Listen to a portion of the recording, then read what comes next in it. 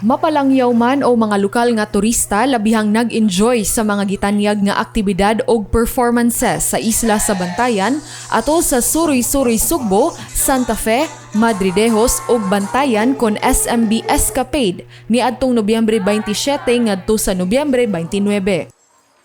Gipangunahan sa Mactan Cebu International Airport Authority ug sa kagamhanan sa lalawigan sa Sugbo ang mini version sa Suroy-Suroy Sugbo. Kini nagtinguha nga ma-promote ang tourism activity sa isla ug ang bag-ong airport niini.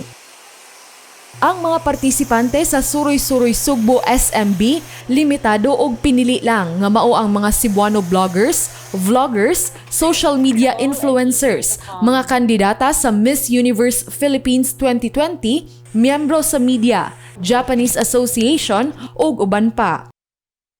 Gi-welcome sa mga Bantayanon ang upat ka commercial flights nga nagkarga sa mga guest gikan sa Mactan Cebu International Airport padulong sa isla.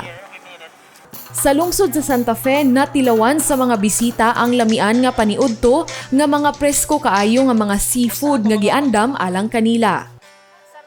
Makalingaw nga mga pagpasundayag sa mga lokal nga mga talento ang gipakita sa lungsod sa Madridejos ug nabisita usab nila ang sikat nga Saints Peter and Paul Parish Church sa lungsod sa Bantayan ug nasaksihan ang mga cultural performances. Sa ikaduhang adlaw, gi-experience sa mga guests ang kayaking sa linaw kaayo nga tubig sa Balidbid Mangrove Lagoon. Human niini, gibisita nila ang Virgin Island nga sama sa mga partisipante hilabihan gayud kamatahom. Wala makapugong ang kainit sa adlaw o gi-enjoy gayud sa mga bisita ang pristine waters. Ang Virgin Island usa sa mga main attraction dinhi sa Bantayan Island. Ang white sand beach ug ang crystal clear waters sa maong private-owned nga isla, perfect gyud sa mga turista nga gusto lang mag-chill ug mag-relax by the beach. I've been enjoying it so far. Grabe, sobrang ganda ng Bantayan. It's a must-see. Dapat makita to ng buong mundo. Favorite part so far this one. Grabe, sobrang ganda ng Virgin Island talaga. Ang daming magagandang spot. Sobrang clear ng water, yung beach. Sobrang fine ng sand. So sobrang ganda. I've been to a lot of beaches here in the Philippines. Pero I must say that Virgin Island is really magnificent.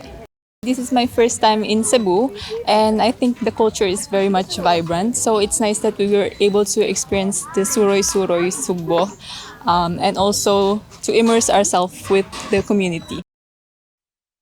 Samtang ang ubang mga bisita mi-explore sa Bantayan Nature Park, diin misuway sila sa pagpakaon sa mga manok o nag-harvest og mga itlog.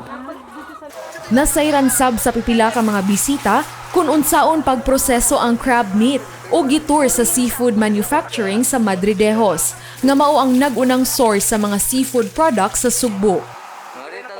Blue crab is very tasty. Yes, I like very much. Yes, and hospitality of the people.